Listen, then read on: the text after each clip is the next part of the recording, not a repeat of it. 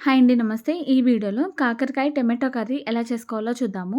ముందుగా కాకరకాయని పైన green part లైట్‌గా తీసేసేయండి. మొత్తం బాగా తీయాల్సిన అవసరం లేదు. లైట్‌గా తీసేసి చిన్న ముక్కలుగా కట్ చేసుకోండి. ఒకవేళ గింజలు బాగా ముదురుగా ఉంటే తీసేసేయండి. లేతవి ఉంటే లోపల గింజలు లేతగా ఉంటే మాత్రం ఉంచేసేయండి. చిన్న ముక్కలుగా కట్ చేసుకొని అందులోకి ఉప్పు ఇంకా పసుపు వేసి ఒక 15 నిమిషాలు అలా వదిలేసేయండి. తర్వాత అందులో ఉన్న వాటర్ అంతా కూడా బాగా రిలీజ్ అయిపోతుంది. ఆ వాటర్‌ని అంతా కూడా బాగా మెత్తగా పిండేసేయండి.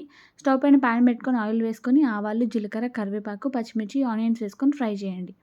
ఆనియన్స్ బాగా వేగిన తర్వాత కట్ చేసి పెట్టుకున్న కాకరకాయ ముక్కలు కూడా వేసి మళ్ళీ బాగా ఫ్రై చేయండి. లాస్ట్‌లో కొద్దిగా టమాటాలు కూడా వేసుకొని మళ్ళీ మూత పెట్టి ఉడికించండి.